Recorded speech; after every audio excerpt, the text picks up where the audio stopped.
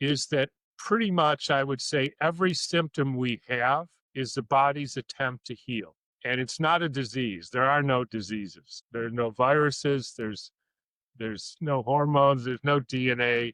It's all of healing is trying to help the body do what it's already doing. If you have a cough because you breathed in debris, you use mucolytic substances like herbs to help your body get rid of the debris. If you have cancer and that means you have debris, your body has packaged up debris, then you stop putting the garbage.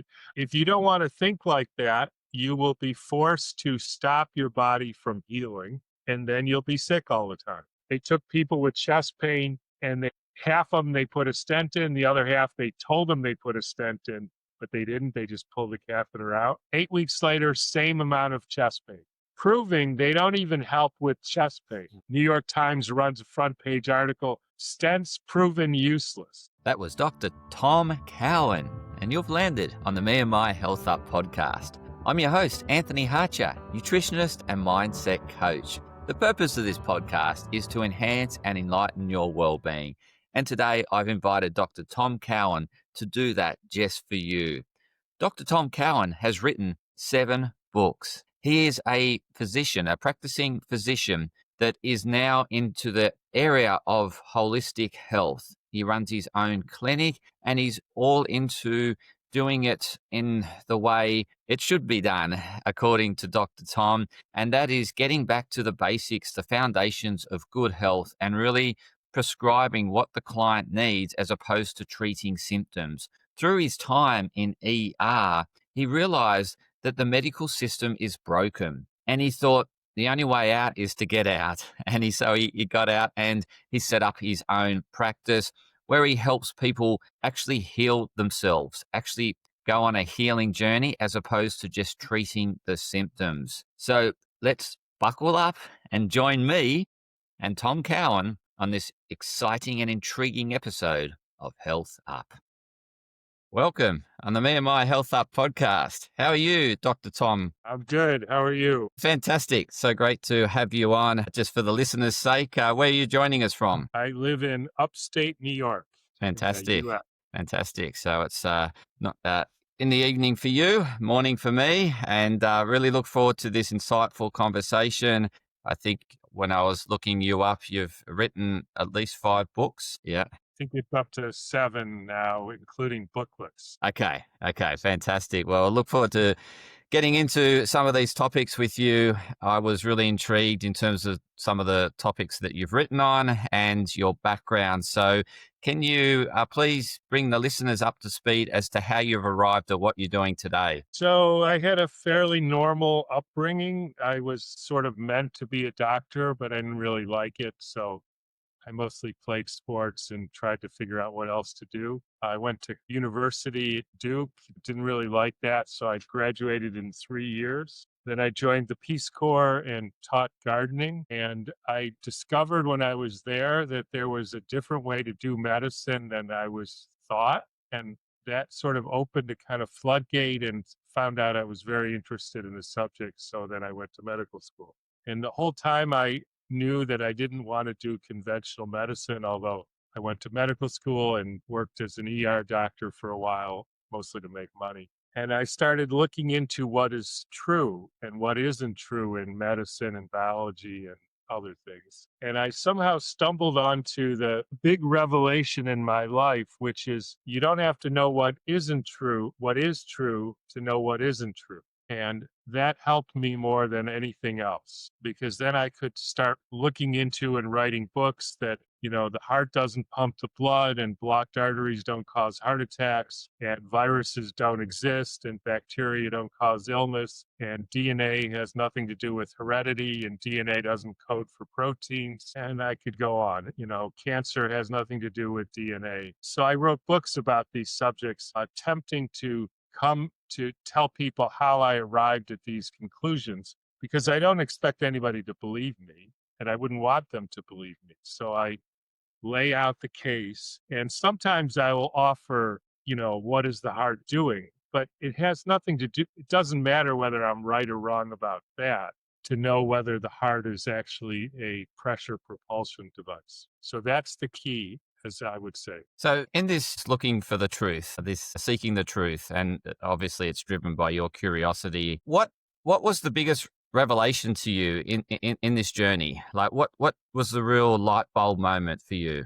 I don't know if there was one. That recently, it's the light bulb moment, or the way I would frame it now is people used to think that the world was, in a sense, we humans are descended from Adam, Adam, meaning the world is a creation of a creator, and that this creator is some sort of, non-physical entity that uses non-physical forces like electromagnetism interacting with earth, air, water, and fire to create everything. So that's how people used to see the world, and that things have a purpose and a direction, and etc. And then in 1850s, late 1800s, it did start then, but the people decided that we are created from atoms, but now not ADAM,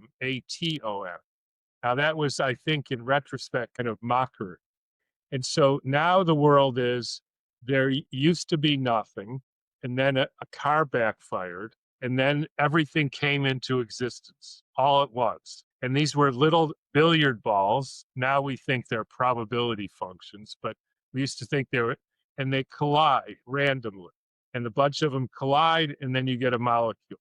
And then they collide, and then you get a protein, and then they collide, and you get DNA, and then they collide more, and then you get a frog, and then they collide more, and you get a gorilla, and then they collide more, and then you get Klaus Schwab. But if you get Klaus Schwab, you have to get Mrs. Klaus Schwab.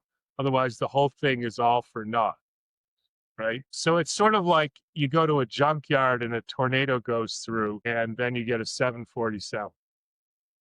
That's essentially the sense that makes. There's no evidence that any of that actually happened. In fact, you can't get one species to become another one. If you stress it, it either dies or it reverts back to the original species. So it's all basically a disproven theory. But that's the basis of molecules and the fact that we're made of hormones and vitamins and chemicals, and that we're basically biochemical project with mechanics and all that, as far as I can see, is wrong. It's a disproven theory. All of physics, all of medicine, all of biology, that's the fundamental. It's all random. It's all nonsense. It's just collisions of random billiard balls. Somehow you make a liver. So in terms of, I guess taking all these adventures you've been on in terms of research and trying to make sense of everything and drawing upon logic and all this, and in terms of health, what's your perspective on health? It's good to have good health.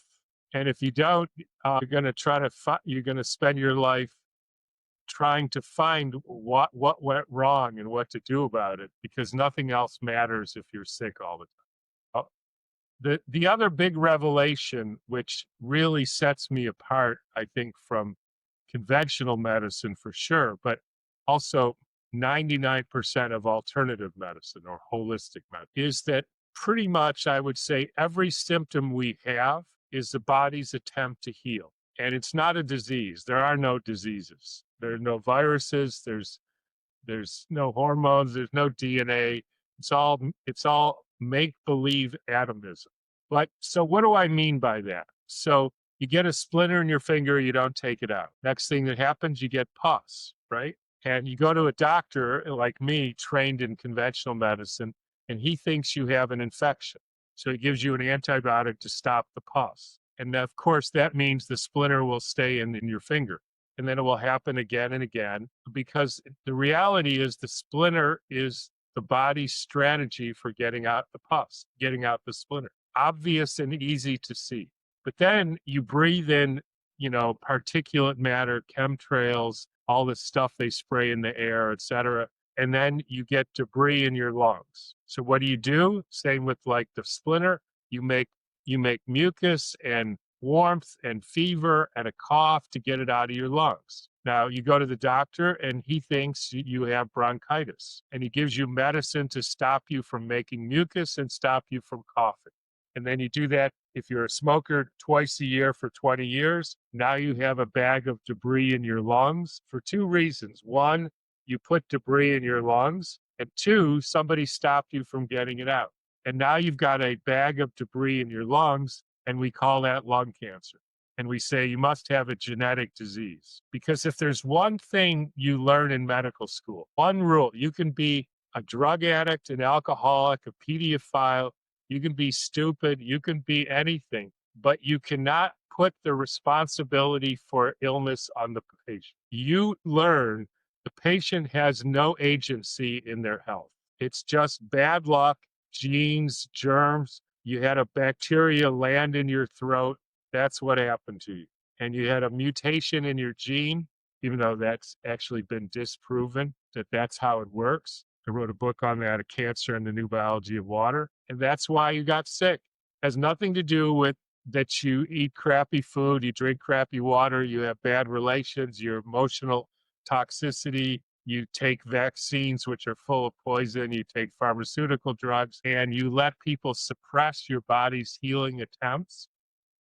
Doesn't have anything to do with that. It's just bad luck.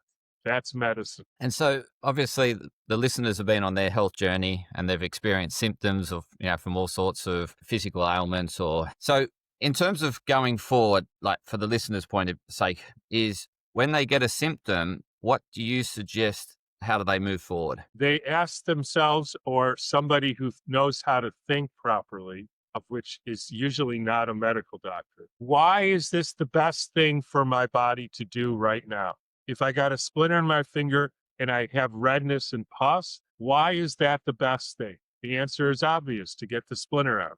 And so all of healing is trying to help the body do what it's already doing. If you have a cough because you breathed in debris, you use mucolytic substances like herbs to help your body get rid of the debris.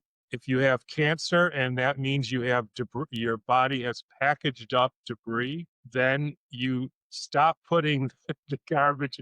I mean, this isn't like rocket science. You stop putting garbage in and you help take the garbage out. Just like you would if somebody put a whole bunch of garbage in your house. You would say, stop putting the garbage in my house and I'm going to take it out to the curb. I don't know if they do that in Australia, but here we take it out to the curb or you take it to the dump and they get rid of the garbage. So that's how you do it. Now, if you don't want to think like that, you will be forced to stop your body from healing, and then you'll be sick all the time.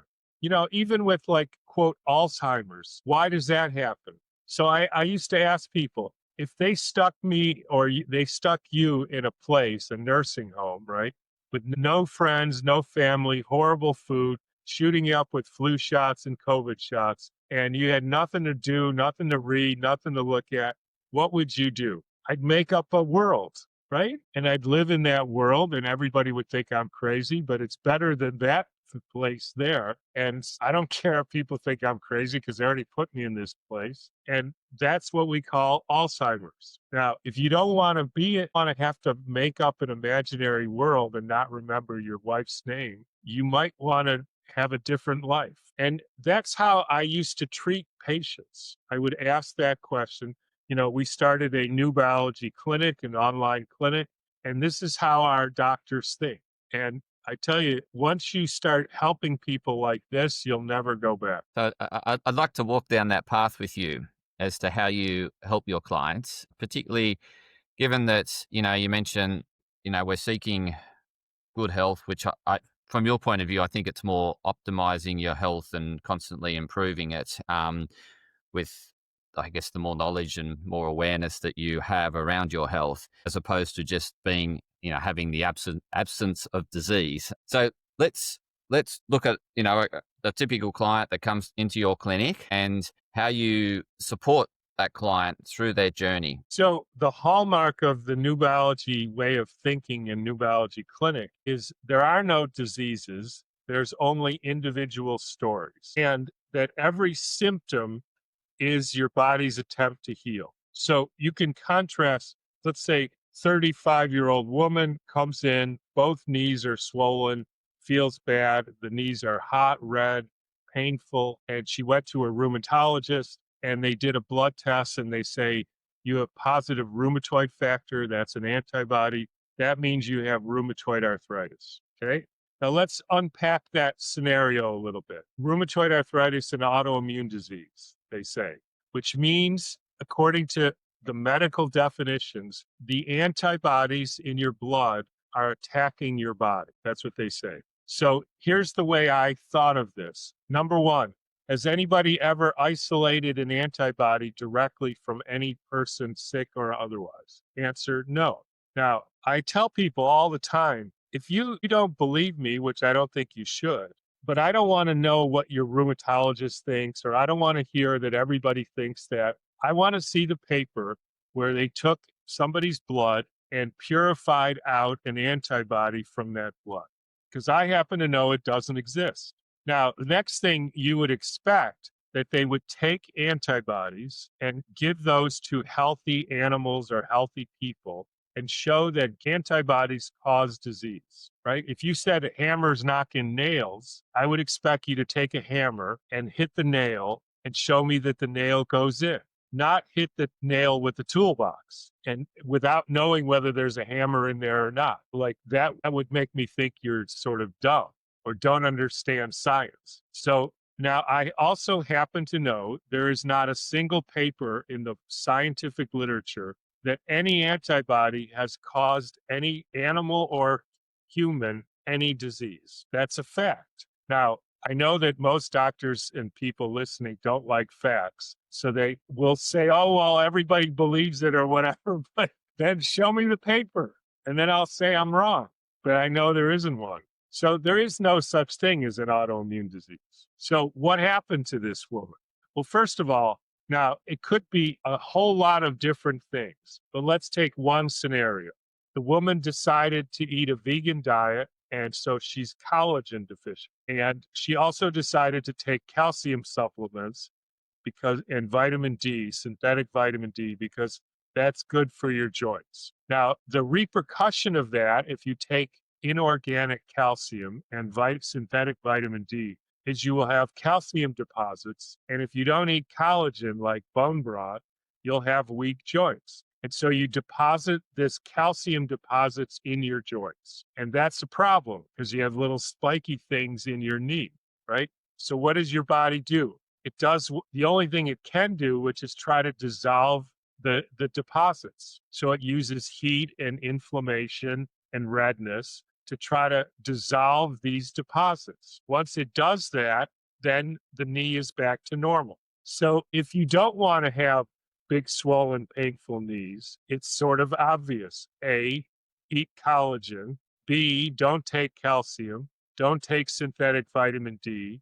And you might even want to like sting yourself with a bee, which will accentuate the inflammation and get it to dissolve quicker. And that's how I treated people with so-called rheumatoid arthritis. And they would get, I don't like the word, but cured, meaning they didn't have that disease anymore. Now, anybody who believes in the other way, go and sit in a rheumatologist's office. Go ask a rheumatologist, how many people have you cured of rheumatoid arthritis in your career? You know what the answer is? Zero. Zero. They can stop the redness, in which case it'll get worse than ever. They can stop the pain, right? You can give somebody morphine or ibuprofen and it stops the pain. And those have been shown to accelerate the course of the disease because the symptoms are the healer. And if you don't get that, most alternative doctors, instead of giving ibuprofen or Enbrel, they give turmeric, but they think exactly the same. I mean, turmeric is fine, it dissolves deposits, so they don't even know what they're doing. And the bottom line is, at the end of the day, we live in a scientifically illiterate culture.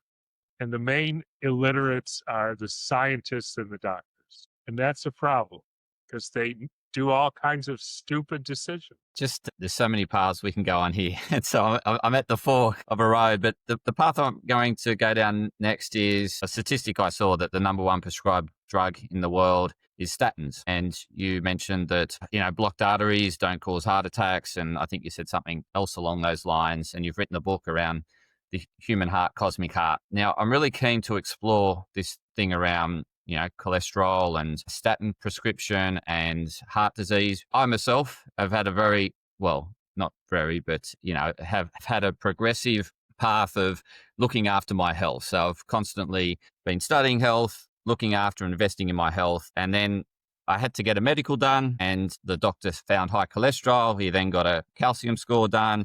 He found, really high calcium and 30% blocked artery. And I'm asymptomatic. Obviously, I've got no symptoms of even having any problem with my heart. And so I'm really keen to go down this path with you as to how you see the heart and how you help your clients with heart disease. All right. So let's do this together and see because I don't want to put words in your mouth, and see if you agree.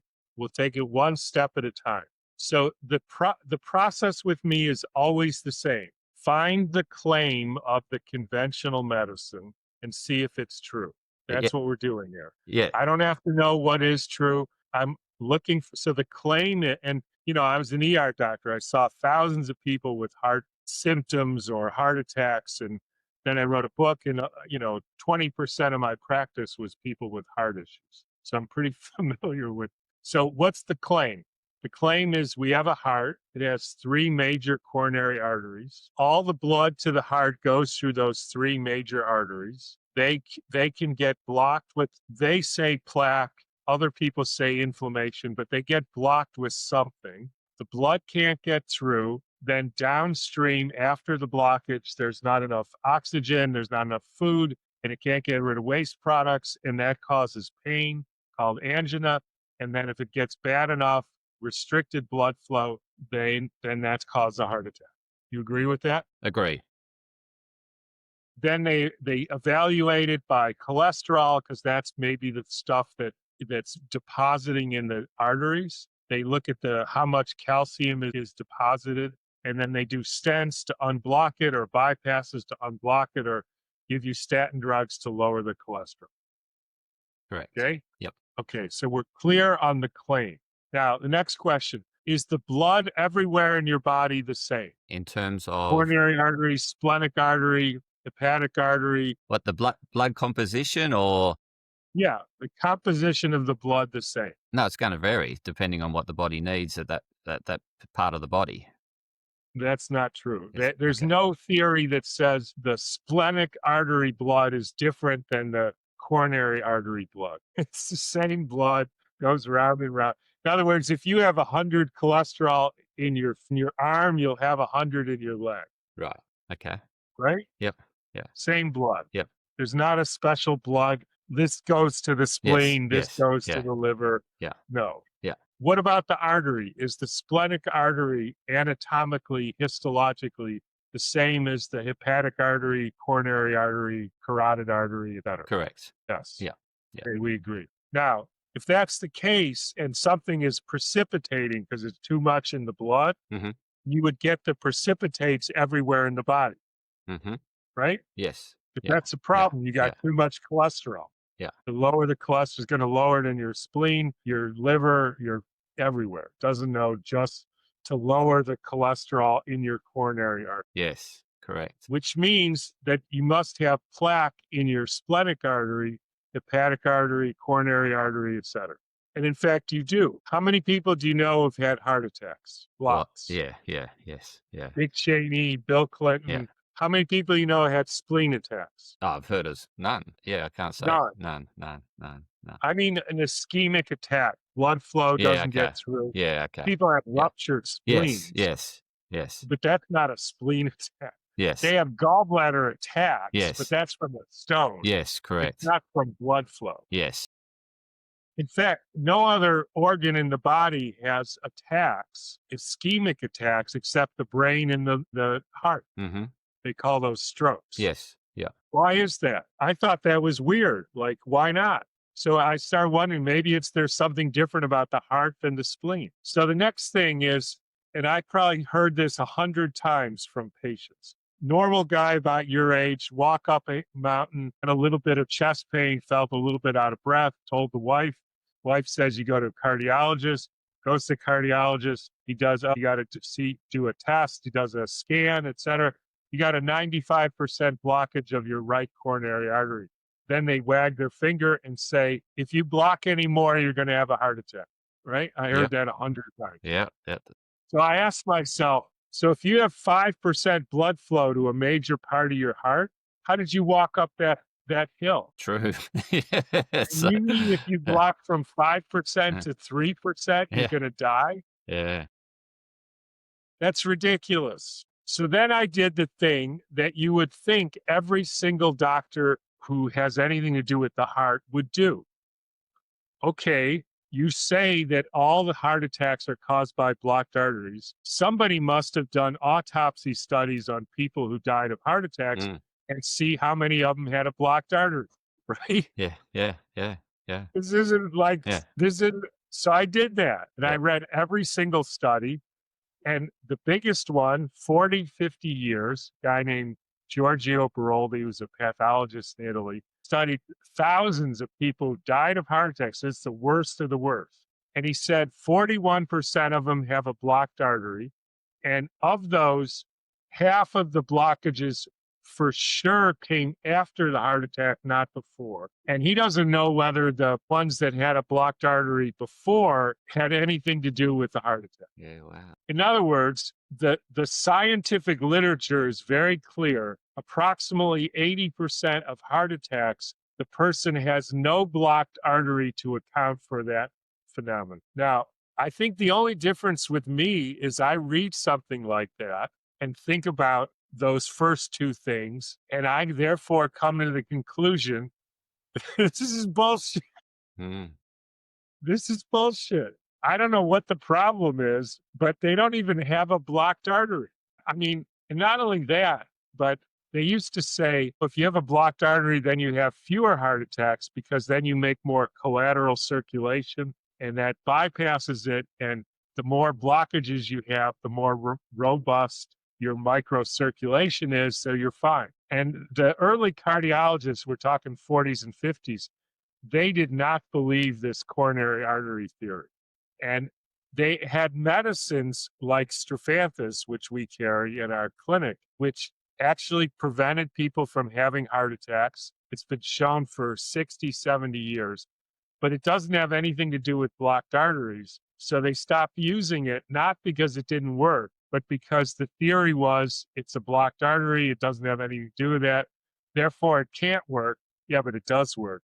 Well, but it can't work, so we don't use it.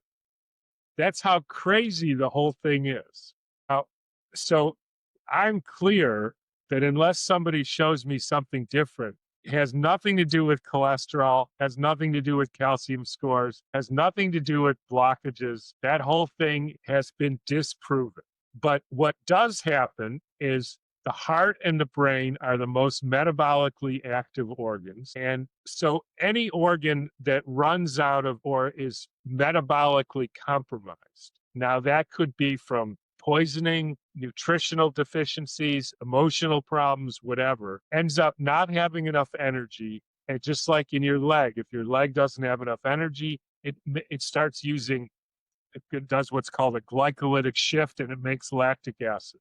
Lactic acid causes cramps in your leg, and then you stop running because your leg hurts, and then it flushes it out. Same thing happens in your heart.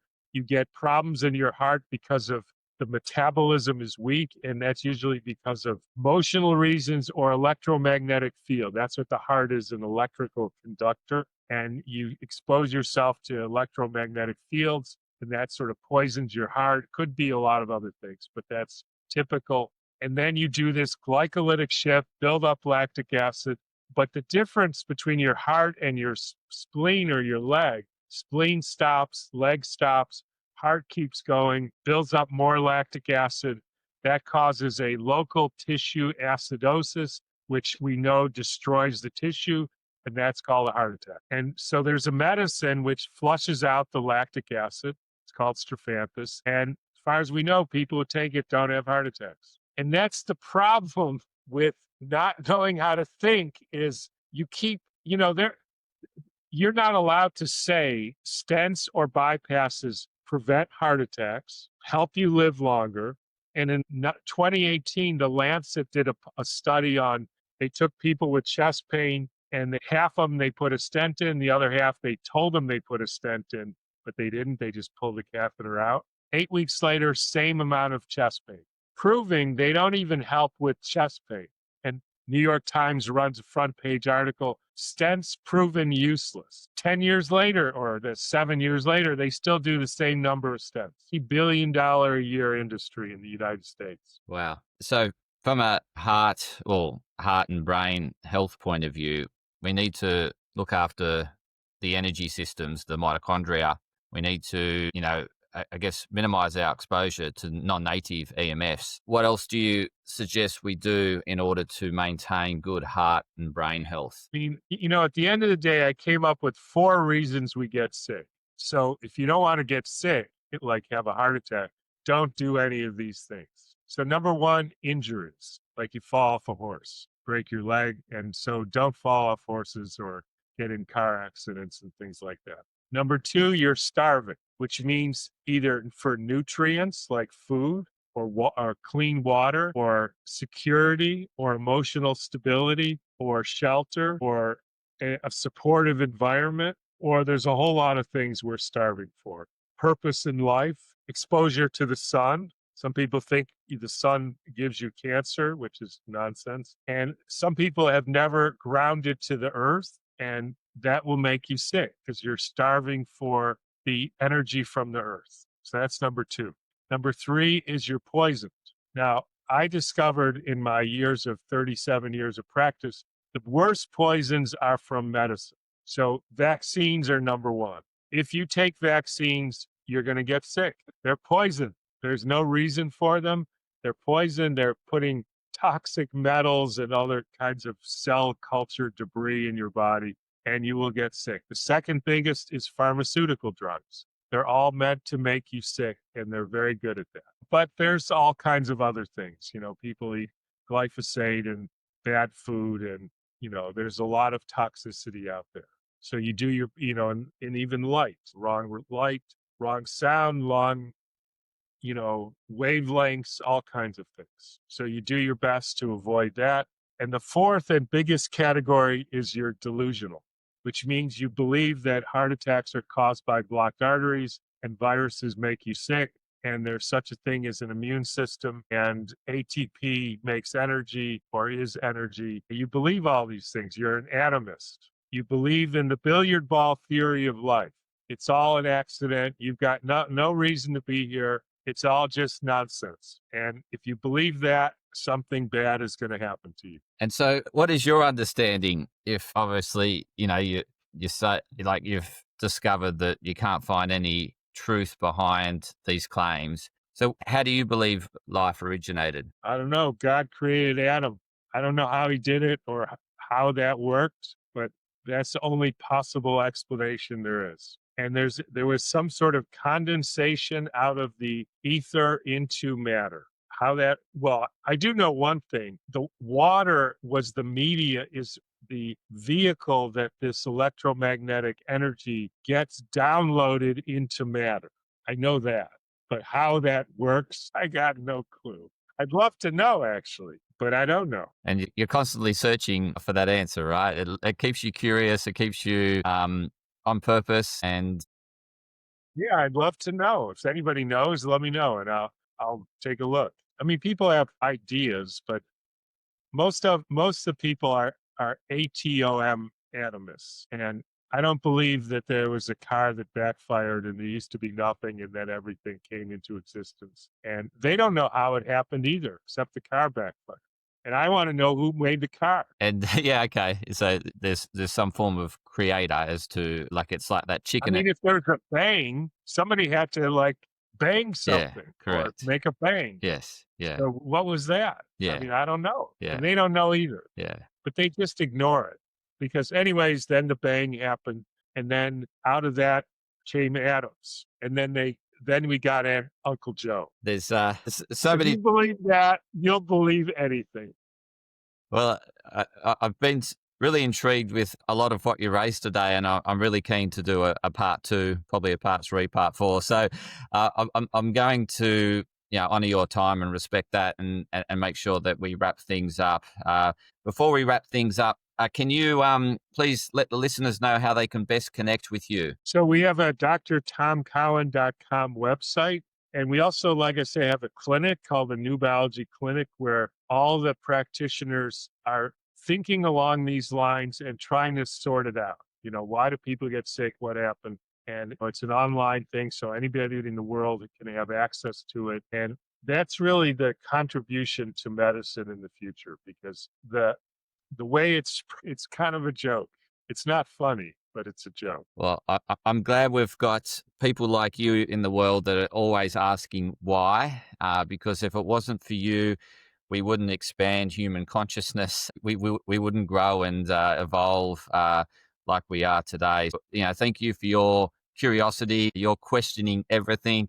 Continue to do that. And I really look forward to having you on again to enlighten the listeners on so many topics and so many roads we could go down.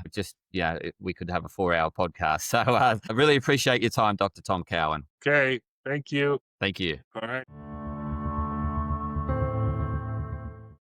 Podcast disclaimer. This podcast and any information, advice, opinions, or statements within it do not constitute medical, healthcare, or professional advice and are provided for general information purposes only. All care is taken in the preparation of the information in this podcast. Connected Wellness Proprietary Limited, operating under the brand me&my Health Up, does not make any representations or give any warranties about its accuracy, reliability, completeness, or suitability for any particular purpose. This podcast and any information, advice, opinions, or statements within it are not to be used as a substitute for professional, medical, psychological, psychiatric, or any other mental health care or healthcare in general. me&my Health Up recommends you seek the advice of a doctor or qualified health provider with any questions you may have regarding a medical condition. Inform your doctor of any changes that you may to your lifestyle and discuss these with your doctor. Do not disregard medical advice or delay visiting a medical professional because of something you hear in this podcast. This podcast has been carefully prepared on the basis of current information. Changes in circumstances after publication may affect the accuracy of this information.